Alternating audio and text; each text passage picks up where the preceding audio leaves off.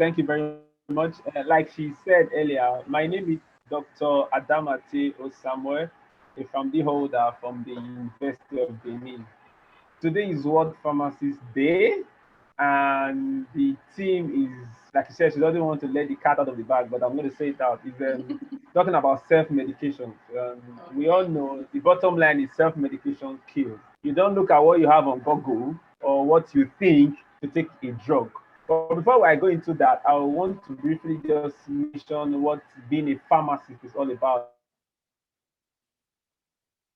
in a layman's language. It's not like we're going to do from any book or anywhere, just what you think or what we think that the pharmacy is and what is real about being a pharmacist. Now, there's this word I usually term being a pharmacist. A pharmacist is a medicine consultant. That's what I call them. They are Okay. authority. Sorry to cut you short, Dr. Damati. So he said a pharmacist. For those of us who are asking, who is a pharmacist? He said a Yes. pharmacist is a Medicine consultant. medicine They are consultant, right? yes, yes, they are an authority when it comes to medicine. Okay. So if you look at the world now, if you want someone that could give you accurate information concerning any medicine at all, the person you're supposed to meet is a pharmacist. They are kind of an authority when it comes to medication, but also they are health professionals who guides you on the safe. I'm going to take it on safe and effective use of your medications. Okay.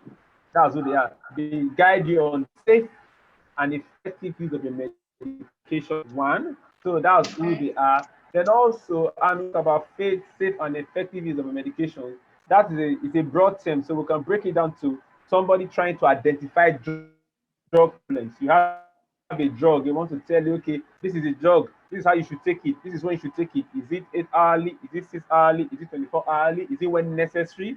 They will tell you this is what you should take the drug with, this is what you should not take it with. They're trying to identify. You bring some group of drugs together for different purposes. You try to say, okay, don't take this and this the same time, or this and this are not necessary. You're trying to identify errors and all. And they also do follow up. So because in the past, people just think that pharmacists are individuals that just come, you bring a prescription, they dispense and you go. No, no, no. It has gone far, far beyond that. That's why you see people going further. You have the doctors now, the family holders, you have people consultant now, you have clinical pharmacists. They don't just dispense alone, they offer pharmaceutical care. They do follow up.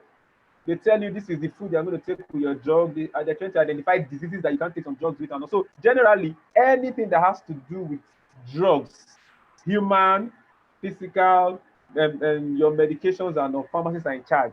Because in the past, they just say, go and take this. But some drugs you can take that will help, you can also kill you if you don't take it well. So Oh, pharmacists actually they serve as that middleman between the physicians and the patients. The physicians will write, will diagnose, and say, go and get this from the pharmacy. You go to the pharmacy, you meet the pharmacist, you look at those prescriptions that have been sent, try and identify if there are errors from it, and try and point them out, and tell you, okay, also tell you how you're going to take the drug, the right time, where you should use it, and all. If there are indications, if there are interactions, it's going to tell you. And also do follow up, call you 2 or 3 days after. How did you take your drug? What did you observe and all? Identify side effects so that you will not be worried and all. Because at the end of the day, the patient is the one that benefits. So that's why I mentioned earlier they are medicine consultants. consultant. They are authority when it comes to medications. They guide you in the safe and effective use of your medications. They do follow Okay. up everything that has to do with medications. A pharmacist is not supposed to diagnose. That is not the job of a pharmacist. The pharmacist is not supposed to diagnose. And also today, that is the what pharmacist day. Like we said earlier, the theme is self medication and all. And we Self why medication. it feels why they had to bring that in is that we noticed now, um, even with the advent of COVID, people were Yeah. scared to go to the hospitals and all because of fear of catching COVID. So the rate of self medication actually increased. That's the truth. People now felt, okay, if I have this symptom, instead of them to tell me that I have COVID, it's malaria, let me just go to, yes, now, let me just go to a nearby pharmacy or a chemist and just get an anti-malaria and take. They forget to realize that before you get a drug, you must first of all check if that drug is safe for you. That's what you call individualization of drug therapy. What is Mm-hmm. good for EP may not be good for Sam. So you need that assessment that is this drug safe for this person? Is this drug, will it be effective for what the person is trying to treat? You're going to check. Will this drug be cost effective also? So now, but they don't look at those things. They just go take a drug and also self-medication is key because when you see a pharmacist, it's going to ask you everything about drugs. Are the others you are taking or you're using for other purposes or no? You cannot list. But when you are going to buy, you don't even remember that. Just go buy anti-malaria and take. Whereas when you take some other drugs that can interact with the anti-malaria or antibiotics you are buying or no. Mm-hmm. So you see why self-medications can kill because when they interact, yes, you're going to weigh the risk over the benefit over the risk. The drug is going to cure malaria. By the end of the day, it's going to harm your kidney or how many other vital organs that you have. So you see why self-medication is not necessary. Apart from that, you might begin to misuse the drug. You know, most people now, when they take drugs, thank God you're a medical person, you know that you must finish your drugs, whatever purpose. But for other individuals, when they take the drug, one is 2 or 3 days, they are getting better, they dump it, they forget it. They And that can dump lead to it. Yeah. resistance. Yes, that can lead to resistance, you know very well. That can lead to the drug being no longer efficacious again because now in few days time you will not come back with that same ailment because the organism you're trying to kill was not completely eradicated. You take an antibiotic for 2 or 3 days, you kill majority of them, you're getting better. But you left some alive because you stopped taking the drug. Those ones Yeah. when they want to proliferate, meaning they want to give birth to new kids and all, when they want to multiply, they give birth to new set of organisms that will now withstand that organism. That. Sorry, withstand Yeah. that drug, that medication. So that is why it's necessary to now take your drug because when they withstand, you can't take the drug, it will no longer work. That's how resistance begin to set in. So you see why it's necessary when they say this eye drop for 5 days, take this medication for 10 days. You need to finish it even when you are getting better. That is how resistance begins to occur. That's one point. Then the issue of like I also mentioned earlier that they don't even know they have to take this for that number of days because when someone goes to buy drugs for his or her own purpose, they take it based on what they think is the dose. I've seen somebody that will say, okay, I want this drug to work, but instead of taking 2 tablets, let me take 5 tablets. They forget to realize that if you take a drug, the drug, like one of my professor used to tell us in school then, it goes around your body. For example, now you take a drug for an infection, say a urinary tract infection.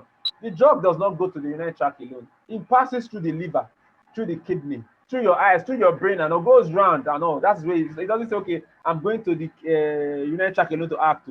So you are taking a higher dose. Other organs that are normal, that are vital, that are healthy, it passes through them and harm them while still going to the urinary tract. So when the manufacturers of such drugs and those that are supposed to direct you, the pharmacist, and say, take it like this, they are not saying take it because of only where it's going to act. They are saying take that drug because of all the body system and all that's going to pass through. But you, as a layman that did not seek for advice, medication advice, and all, you just go on your own and buy. You do not know those things and all. You just take it. Oh, let me increase the dose. It's going to work better. And whereas you are causing more, you're harming your More system. You're trying harm. to help at the same time. You're causing more harm. So that is why you see that self-medication can actually kill. You can kill because it can cause interaction. It can kill because you can take a wrong dose and so you can Mm-hmm. harm other vital organs of the body. It can actually Yeah. kill because it can actually lead to resistance. So you see, something we're actually preaching now because of you, like I earlier mentioned, the advent of COVID has made a lot of people don't want to go to the hospitals again because they are scared. The fear of diagnosing someone of having COVID or don't want people are actually scared and all. So if you notice very well, COVID kills more. It's the fear that kills more than even the disease itself. And so because of that, they go, yes, that is true. They go and buy whatever they think they have and buy whatever drug they think is for that purpose, and they take at the end they cause more harm to themselves than good. So Mm-hmm. that's why that team like he hammering on self-medication. I think this is even the best to talk about self-medication generally. I know. So like you said, we now know what being a pharmacist actually entails. I know. It's no longer take a drug and go. It's more than that now. You check for a lot of things, drug therapy problems, you guide you on the safe use of the drug, follow up and all drug interaction and more than just giving a drug and you take and you go. Okay. That's Thank you so much, Dr. Adamatie. So let me just do a quick recap so I can be sure yes, that everybody who is watching gets one or two things away yes, from this Zoom conference. Well, like he told us that today is World Pharmacy Day, right? Let's not forget. yes, So he said, in a layman's term, a pharmacist is a medicine consultant. Let me say drug, like your yes, medication, a medicine consultant, and they advise you on the safe and effective use of your medication. Safe and effective, how you should take it, what you should take with it, what you shouldn't take with it. Then he also pointed something because today is World Pharmacy Day and their tag for World Pharmacy Day is self-medication. more like discouraging self-medication. You need to get professional advice before you go ahead with any medication you have read online, because most times we are all on Google searching our symptoms and how to solve it.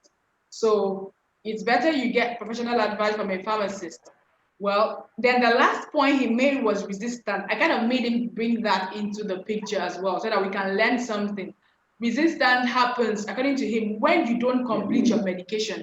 Let's say a pharmacist or okay, yeah, a doctor gives you a medication, you go to the pharmacy to pick it from a pharmacist, and then they tell you how to use it, and you don't adhere to those instructions. You could have resistance. Why? Because when you remain two tablets, it's possible that there are two more organisms to die, and you left them alive. So those ones that are alive will kind of multiply, and you fall sick again. That's the first step of resistance. The other thing that can cause it, if I get him clearly, is repetition.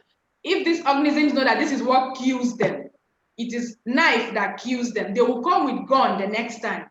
So the pharmacist knows well that alternating medication is the best instead of repeating the same medication. So the organisms are not as smart.